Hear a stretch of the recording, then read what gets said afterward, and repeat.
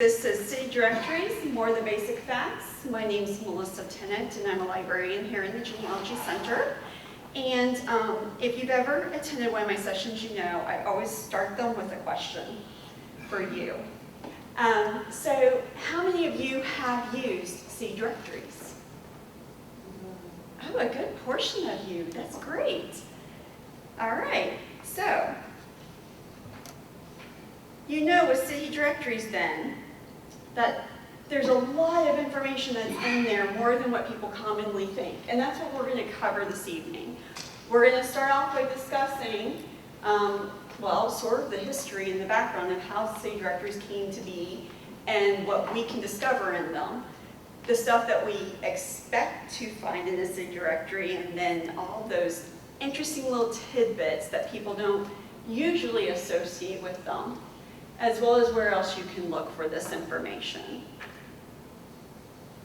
So, to get started, I know many of us, when we think of City Directories, we're thinking of what is commonly known nowadays as a crisscross directory, where you look up a person's name to find their address or their phone number, you look up their address to find a name and a phone number, or you look up a phone number to see, well, it's not as familiar nowadays as it was 10 years ago, but to see who actually had that landline number.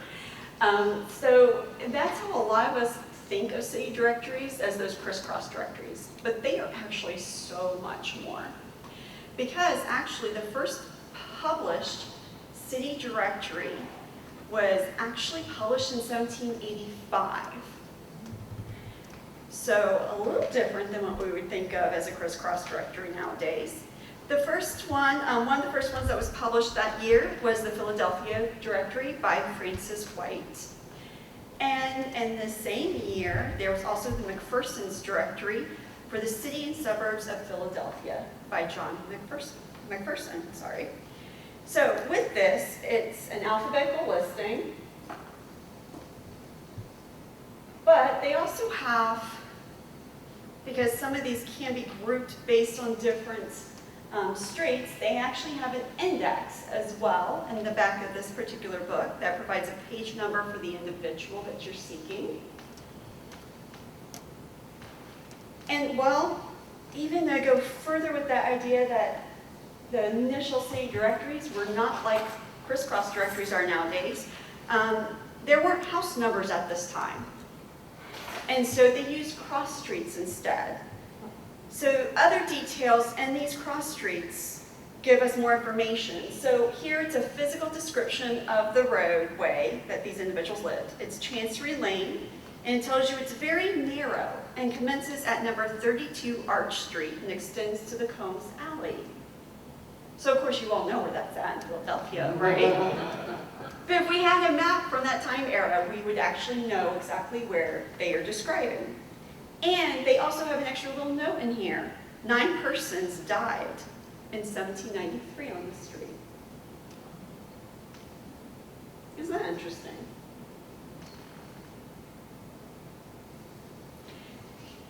The way they have acquired data has altered over the years. Initially, it was questionnaires that were left on the door, and those who returned the notices in a timely manner, because we're all timely, these people would appear in the directory for that particular year. Those who were late turning in their questionnaires, well, depending on the publisher, they may appear in a section of the directory that they call additions. Otherwise, they would totally be excluded for the year. And in later years, the questionnaires would be mailed to the address requesting information. So when things are mailed to you, how often do you complete them or return them? Do you think your ancestors might have done the same thing? More recently, that data is compiled using public sources, public information records such as phone books or property assessor records that are more easily accessible. And they use that information to create the City Directory. There have been a number of publishers over the years, and because of the differences in the publishers, they provide different information. So you could have 2 publishers in the same year, and you could have someone show up in one publication and not another. just because of whatever that particular publisher's rules were.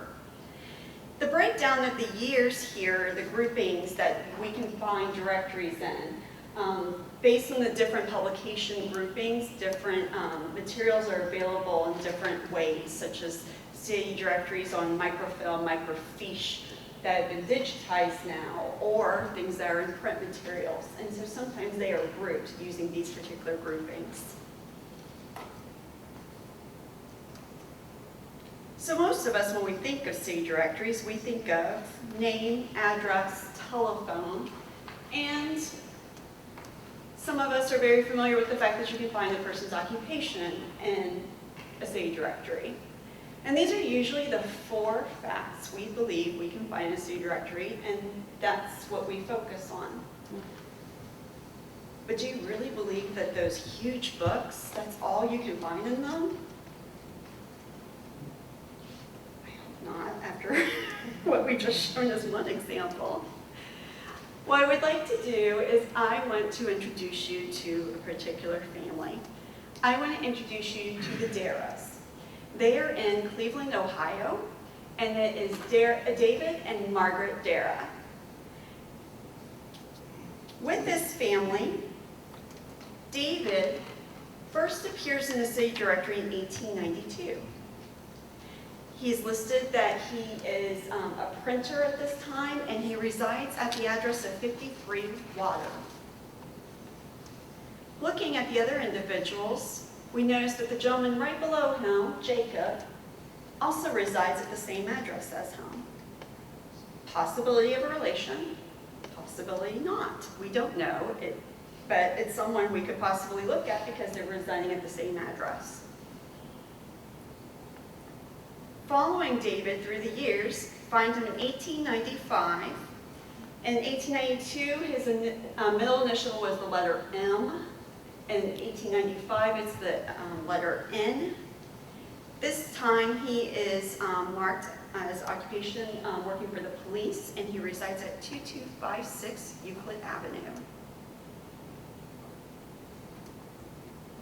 Jumping forward another 3 years to 1898, there is a D. Newton who works for the Park Police, and he rooms at that 2256 Euclid Avenue address. There's also a Margaret J. who resides at that same address, and it says that she has an employment agent, is an employment agent. This is 1898. How common is it for females to work? Looking at the other individuals in this household, we see that there is also a Ms. Estella M. residing at the same address, and she has no occupation. She could possibly be related, we don't know. But we're getting more names for us to start researching and looking for. This is one of the publishers who, in this particular year of 1898, listed all adults living in a household who are over 18. So Estella is over 18, but she does not have a job at this time. Curious about Margaret's business, could look in the business section of the city directory because they're usually broken down where it's a residential, and then there's the businesses. So looking at the businesses, we can find her listed under employment agencies. And she's listed as Mrs. Margaret J. Darrah. And it appears that she runs her business from her home because of the address provided.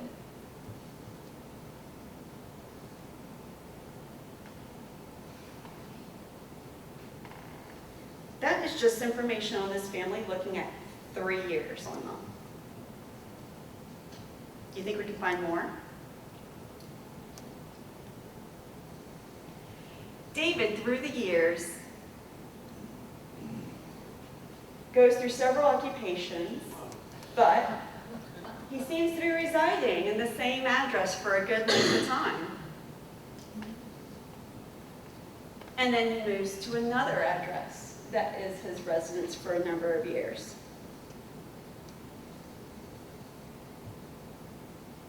David's last appearance in the directory was in 1904.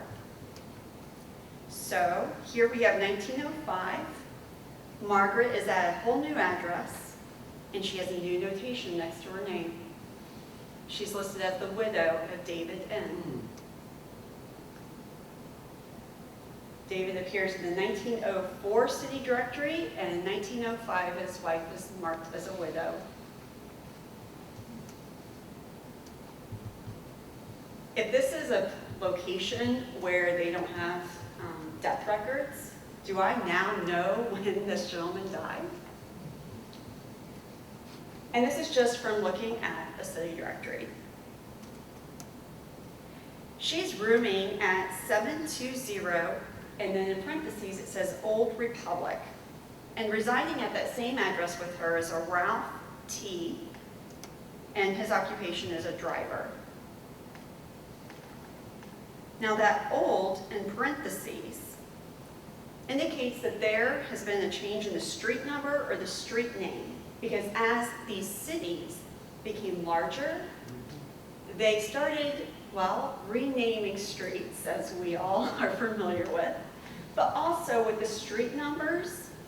When they started to expand, they would create new divides on when the streets would become north, south, east, west, and start the renumbering of the houses based on these new divisions in the city. And so here below the Darrahs, we have William, and as you notice on his, it actually has, in his parentheses, Old and 157, which is indicating the street address actually changed. So we should pay attention to these little notes that appear in the directory. During these different street numbers and street names changing, some city directories have a listing of those changes in the front part of the city directory itself. So Margaret's residences after David died, she seems to have, once again, a number of residences where she's living in various addresses until her later years in 1929-36. She seems to reside in the same address at that point for a few years.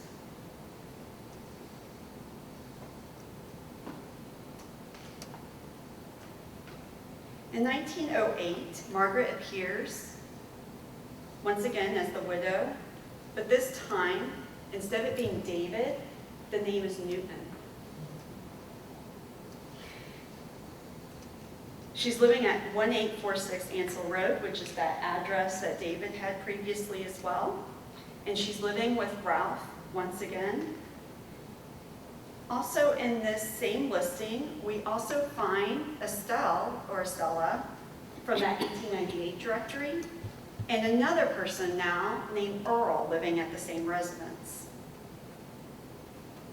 Looking at these names of these individuals who have the same surname and at the same address as our individual may indicate that there's a relationship, but we have to look and research them before we can make that assumption. So David and Margaret over the years resided with a number of people such as Ralph and Newton and Earl and Jacob and Estelle and Hazel Darrah. So number of years they've lived with all these different individuals who have the same surname. If you knew nothing about this family, do you think this would give you the hint at the possible other family members to search? We don't know if these individuals could be siblings, children, cousins, aunts, uncles, parents, we don't know. But there are other names. Could they be just renters? They could be just renters. So they wouldn't have any association at all with Possibility, yeah. They just have the same surname, so that's a good hint. Along with these other individuals who over the years were living with the Darrahs. So these individuals through these years had the same address as the Darrahs, but as you can see, they have different last names. So these individuals could be relations, or they could just be friends or acquaintances. But either way, we want to research anyone who's associated with the person we're researching in order to try to make our way around some of those brick walls that we stumble upon. So knowing that all these individuals, at least for a year or two or more, were living in the same household, we want to look at them. Yep. Since we don't have a, let's say, a unit number, are we assuming it's a house, or could it be a big house that's been divided into apartments that all have, you know, you've got 4 mailboxes, but they all have the same address? So it could be a house that's been subdivided into apartments. Those are, usually there's an indicator if it's an apartment. There's abbreviations in the front of the C directories that sometimes breaks that down. But yeah, of course, they could be apartments in there and just under the same address. But it's just the fact that these are people for us to possibly look for because they lived at the same address at the same time.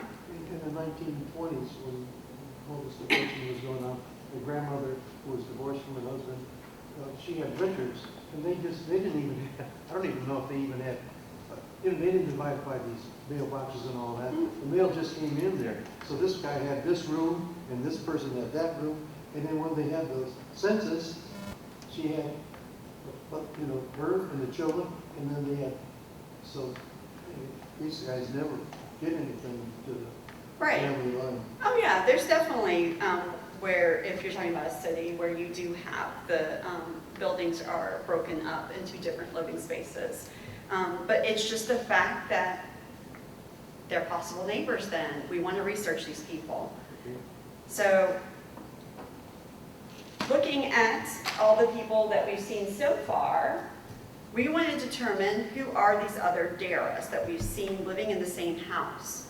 So here we have Newton Darrah, who at the age of 21 is getting married to Anna Bullock in 1912, and his parents are listed as David and Margaret J. Thompson Darrah. So do I now think that Newton is related to David and Margaret? Also, notice the address. It's not the exact same number, but it's the exact same road, Ansel Road, Newton's living at in 1912 when he is marrying Anna.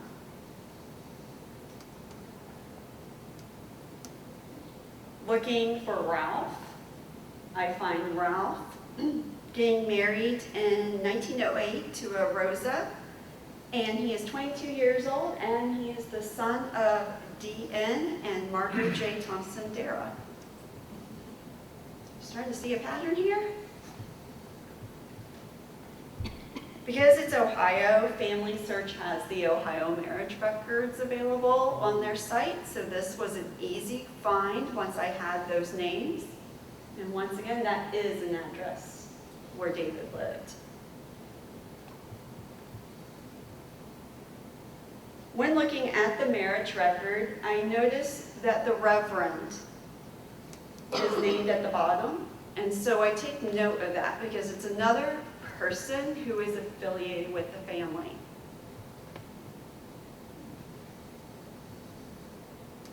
And here we have Mary Estella. She's 30 years old in 1909, getting married to a George Bender, and she is the daughter of D.N. and Margaret J. Thompson Darrah. So now we have those 3 names that we now know are the children of David and Margaret. At the time of the marriage, Mary Estella, as she was appearing in those same directories, she's residing at 1848 Ansel Road. Once again, noting who was performing this ceremony, I noticed it is the same person who performed Ralph's ceremony in the previous example. It's C.W. Hyatt. So, having the reference name and then seeing up here that the marriage was solemnized by Reverend Hyatt. Notice the different spellings. That's okay. And he's based at East 96th Street. here we have the two names for the Reverend and his location. So knowing the Reverend who performed Ralph and Estella's marriages, we can now learn what religious affiliation the family was and what church may have their records. So, taking a look at the 1908 directory, here we have ministers having charges section of the directory. Now, depending on the publisher, these can appear at the beginning or the end of the book. And so here in this example, it's in the front. And we have Reverend Caspar Wistar Hyatt. And he is based at 2023 East 96 Southeast.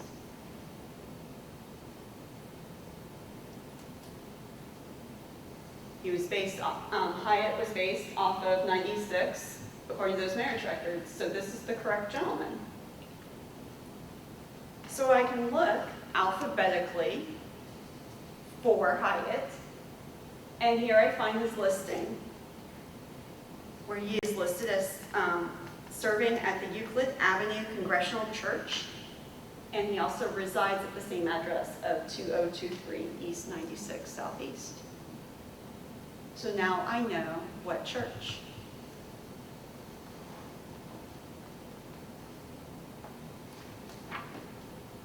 Also, in the miscellaneous section of the directory, there could be further listings where they break down the churches by the religions.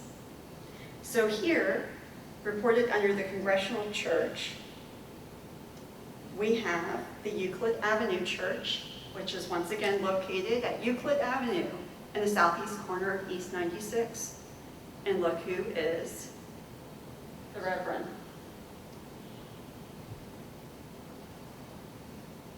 Do I now know what church this family was affiliated with, at least in regards to the fact that two of the children had him perform their marriage ceremonies? This is a church I would be interested in researching more to learn more about the family and see what other records they might have, especially those baptismal records that predate when birth records were around. That might give me more information about the family. Or sometimes the fact that those marriage records can provide more detail from a church than from the county government. Or what if the family was buried near the church or in a cemetery that's owned by the church? Or what about the women being part of different groups within that church and doing different activities? There's so much that could be found just from this. Just because I was curious about those people living at the same address, and then finding marriage records for those individuals, making sure that they were related to the family that was looking for, and then looking for, back into the city directories, looking for the church itself, for the individual who performed the ceremony to find his church, and found it very easily.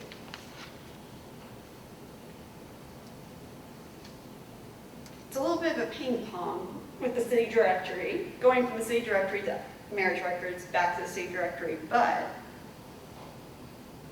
it led us to more detail about this family and more information and more places to look. So you think we're done?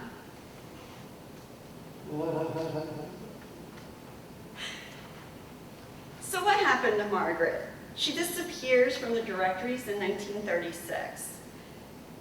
In 1936, she was last seen residing at 2714 Hampshire Road, which is where she had resided for about 5 years.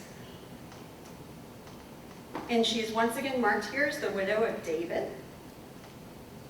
Notice that little CH that's in parentheses after her address? That is actually identifying the suburb she lives in. It's Cleveland Heights. Because in the front of the book, it has the abbreviations, all those little notations that appear, all those abbreviations, they are explained at the front of the book. Her disappearance from the city directory indicates either she moved, she might have moved, right? or she could have died. It gives me two places or two thoughts of where I want to look next.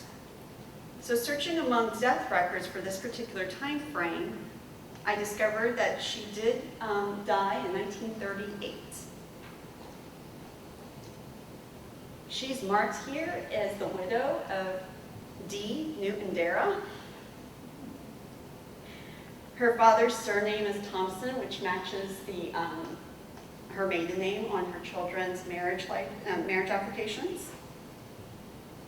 Her address at the time of her death was 2714 Hampshire Road, which is the same address as that 1936 directory.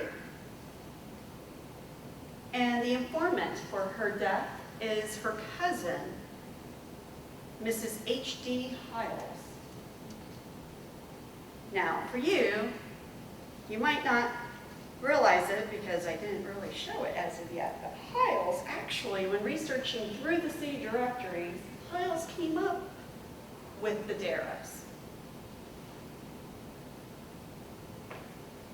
So here we have in 1895, Robert D. Hiles living with David Darrah.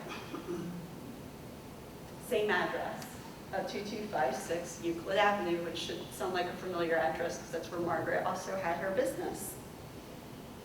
Hiles, at the time of this directory of 1895, his occupation is printer. If you recall, David went through a number of occupations in those directories. One of those happened to be a printer in 1892.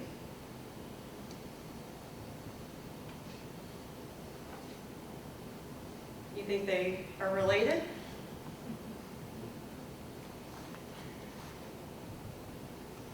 So, according to the directories, Margaret's address of 2714 Hampshire Road was where she had resided since 1929 until 1936. So in a directory, the idea of the crisscross directory, where you can search by a person's name or by the address, you can search alphabetically by the street name and then that particular house number. So looking at the address, we discovered that for Hampshire Road and that 2714 address, so here we have Hampshire, 2714, George Bender actually owns the property at that address while Margaret is living there. So in the listing, Margaret is showing up that this is the address she lives at. But when I look at this address, looking by the street, in the street directory, the owner of that address comes up, and his name is George Bender. Does that name sound familiar in any way?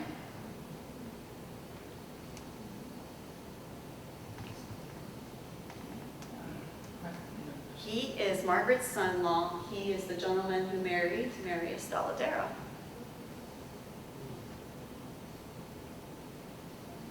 Think about how you're able to link things like that with the directory. So, a few things for you to keep in mind. One of the things was looking for the Darrah family. There were so many spellings and variations in their names. And we talk about it all the time when talking about doing our research. We talk about thinking of all the ways you can spell something and thinking about those initials and people using their middle names instead of their first names. And this was a great example of it with David and Newton showing up as his name regularly.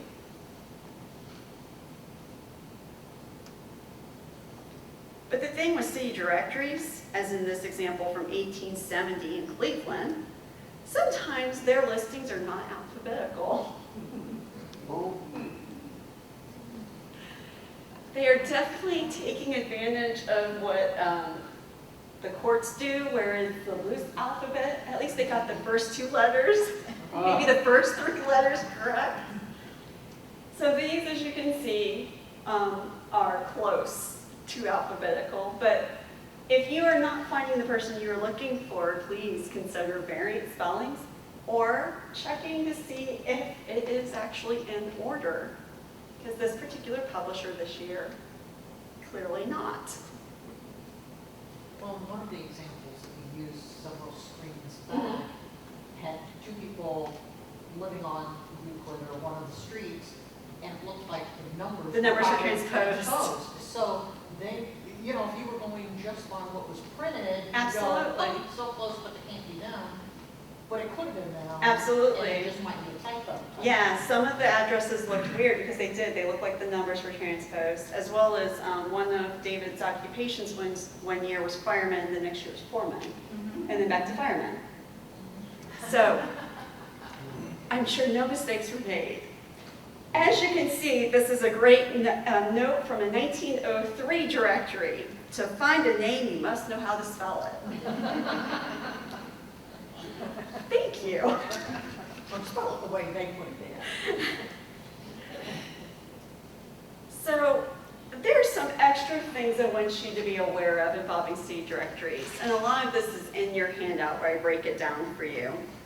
There are all kinds of front matter or material at the end of these books that a lot of us just sort of skip over because the fact that we are just so focused on, I'm going to look alphabetically for this name I'm looking for and be done. But if you do that, you're going to miss out on some other things that might be vitally important.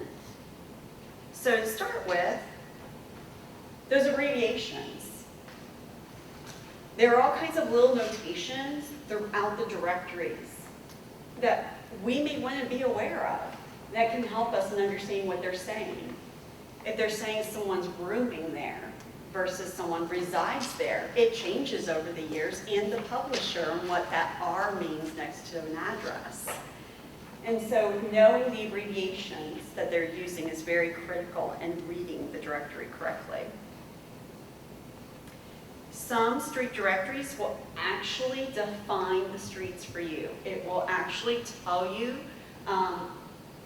where the street starts and its cross streets, so you have an idea. This is very helpful for areas where streets have, well, disappeared. For example, does anybody know what the street was where our plaza is here at the library? Just a few years ago. Webster.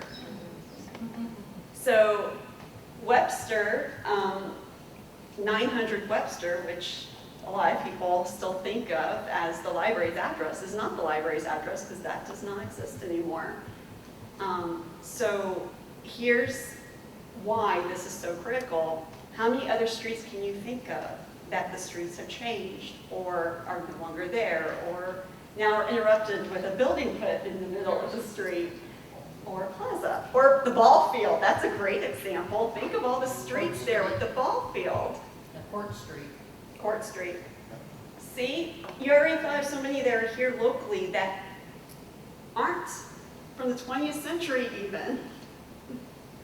So as we're looking at city directories for our ancestors, we should take notes of these street directories that are sometimes in the front or the back of the city directory. So that way we know where these streets were.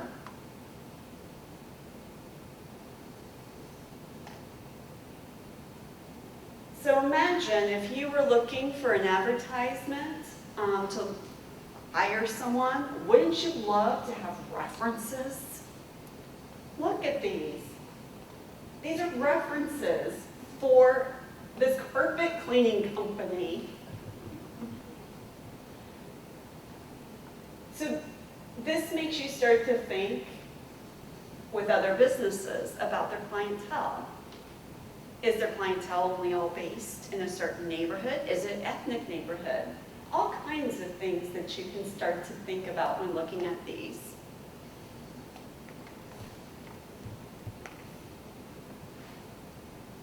Do you truly know the local history of the area that you're researching? What about a local history that's an annual history where things do evolve and change?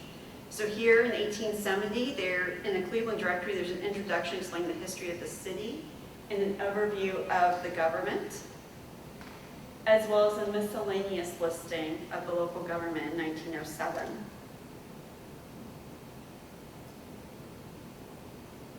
What about a map of 1861 Philadelphia? Talk about the streets that have changed. Do you think all those streets are still there? Or a listing of the mining companies where an ancestor might have worked. Or a steamship company. Or all those individuals who are immigrating over. Or coming up the river from wherever they had originally landed when they came in the U.S. Did you know there were so many steamship companies? This is just for Philadelphia for 1867. How many of you are interested in baseball? Wouldn't you want to know, if you're interested in baseball, about the baseball association in that particular town, city, and so forth, and the people who were members, and where they met?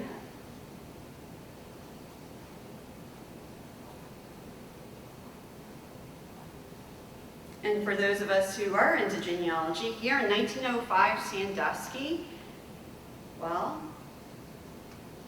Old Northwest Genealogical Society, when they meet and where they meet.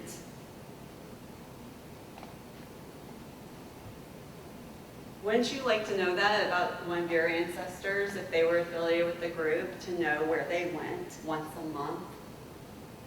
To think about the path that they took to get there?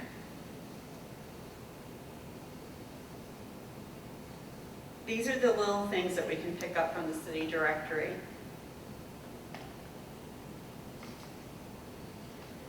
Other things include when those people who were delinquent and turning in their questionnaires, there are actually additions and removal sections to the city directory. So here is one for 1823 in Boston, in which these are the individuals who come too late for insertion in their proper place.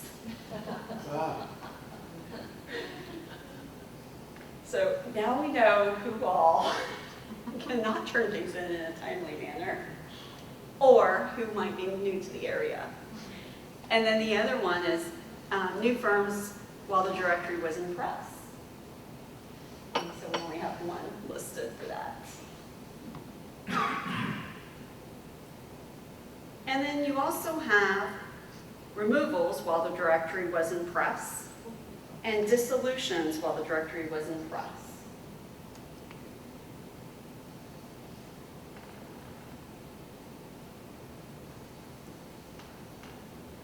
Notice some of these individuals for the removals. They're moving addresses.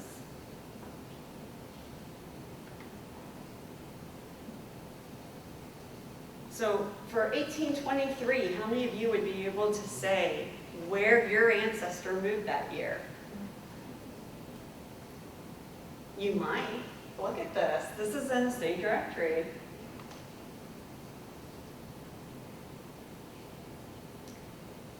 In 1802, well, New York City allowed Brooklyn to appear in the city directory.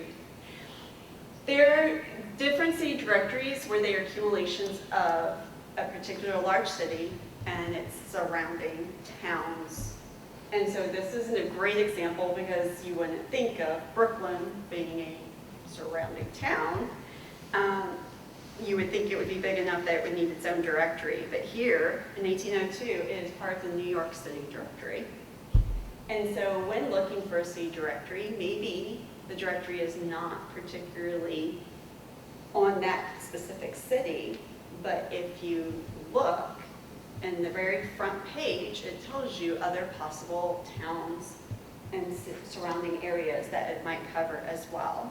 And once again, that's dependent on those publishers at the time.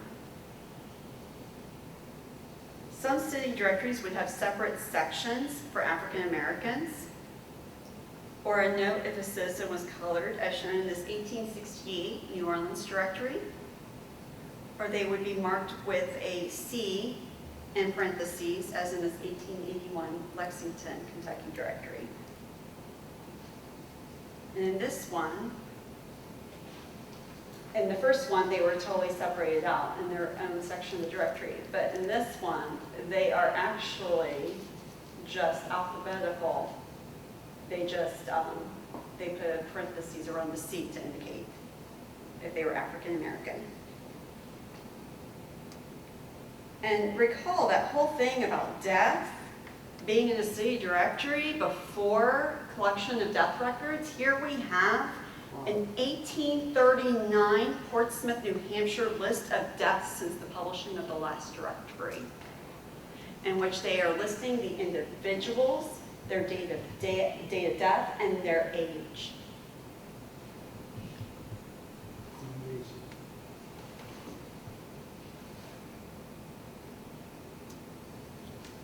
And then we have here, once again, those changing of street names and having an understanding of those street directories involving when they made those switches.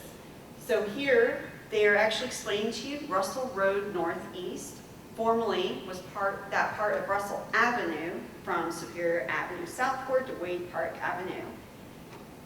So it is actually telling you the change involving the street itself. So therefore you would know when you find a certain address and you can't locate it, maybe with this detail you'll be able to now find it.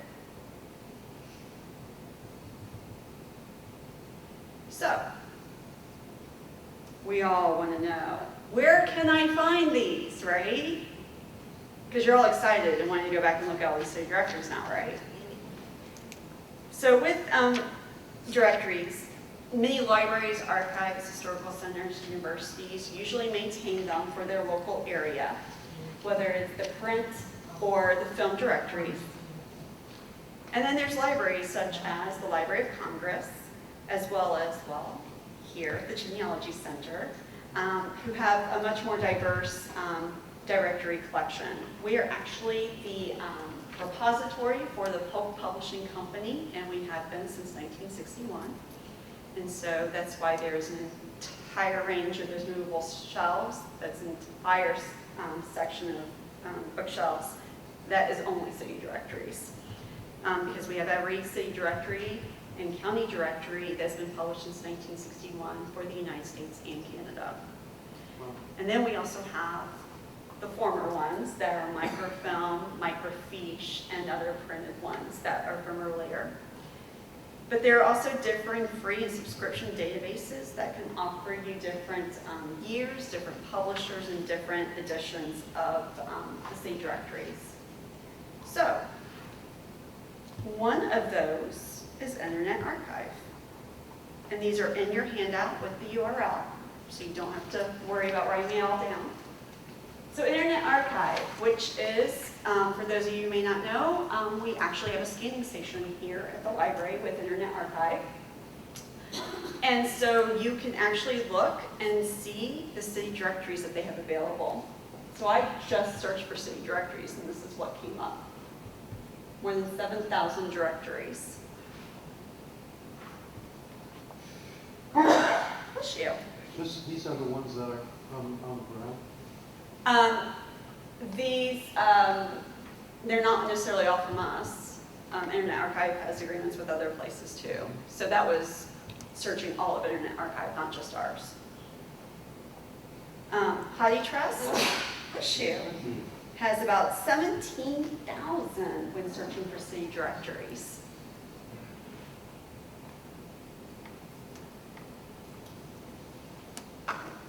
And have you looked at the Digital Public Library of America, or what's called DPLA?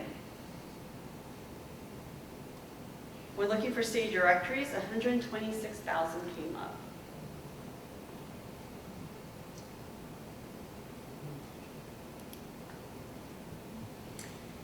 MyHeritage is a database that's usually a subscription database that you have to pay for, but they do have this free section called Compilation of Published Sources, in which in this, you can actually just go to the URL that I have in your handout and search among all these sources that they have. They have a little less than 500,000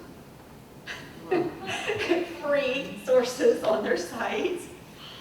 So you just start doing a search, looking for a particular person. So I went ahead and looked for a particular gentleman, in which I got numerous results. But over on the left-hand side, I could actually select directories to narrow it down. Oops. Go back, sorry. And so it provided me a list of possible directories. For one. So you were able to put a person's name in, The person's name in that one. and they found all of those directories that someone by that name. That name's somehow in there. In there. Correct. Now, I will tell you one thing with some of these computer algorithms, and this is one of the hang-ups. So because I put the name in first and last name, you would think it's searching first and last name, but it's not. It's finding any page that has the name Wilbur and any page that has the name Bostock in it. I will admit that to you. That is one of the little hang-ups. Think about Googling the local collection to see if there's a digital collection. I know I said the bad word for librarians, Google, but the local groups and local institutions are digitizing these directories and making them available for free. So here's an example. The University of Pittsburgh has a digital collection of city directories. Am I going to say, oh, I'm not going to look at this because I had to Google it? No, I'm going to look at it. So keep that in mind, the fact that there are all these different institutions and organizations who are doing digitizing. Here's another example. This is Kalamazoo Library, and they are doing city directories. They're digitizing their local directories for 1860 to 1935 and making them available on their site. Why not take advantage wherever we can find them, right? Of course, there are those paid databases, such as Ancestry, in which here at the library, when you go to Ancestry and scroll to the bottom, you can select city directories. And when you're there on that page, you can narrow it down to US directories. And then if you want, you can do a search, or you can choose your state and your city and your year. So here, for example, just for Colorado, these are all the cities that they have for Colorado on Ancestry.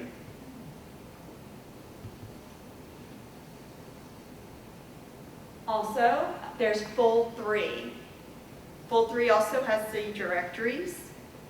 They are under their non-military records. So this is actually on the home page of Fold 3, and if you go down, they started a list of their categories. And under non-military records, there's city directories, in which you can select your state, your city, and your year. And you can do a search here as well. With this search here, you can put quotation marks around the name. But then there's that other problem with doing that. How is it listed in the directory? And are there initials and so forth? But it is a way to try to help you narrow it if you wind up with one of those Smith families. So how are you supposed to find all these directories in all these various places? There's actually a site called United States Online Historical Directories. And it is where you select your state you're interested in. And when you do, you then select the particular county or city. And so here is statewide for Washington State. And then going into King County where Seattle is based. And it starts to tell you the different years and where you can find the directories. So here, for example, 1882, there are, in 1882, 1883, there are two different types of directories. This one up above is Ancestry. You have to pay to have access to it. This one's free from the Seattle Public Library. And oh, look, it's the same publisher, same year. One down here is once again indicating it's from Ancestry, which you have to pay. Following down in the 1890s, here we have one that's with the that's available through the Washington State Digital Archive site. So here is a place for you to look to possibly find where else you can find these directories, instead of you going to all the sites I recommended. But you should go to all the sites I recommended too. But this site at least helps you narrow down where to possibly look. And here's another example just to show Heidi Trust for 1901.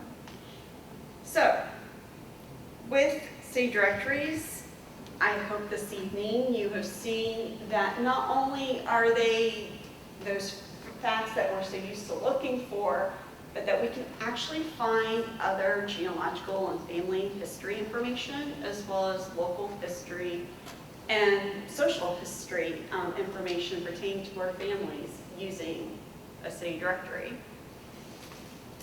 Any questions?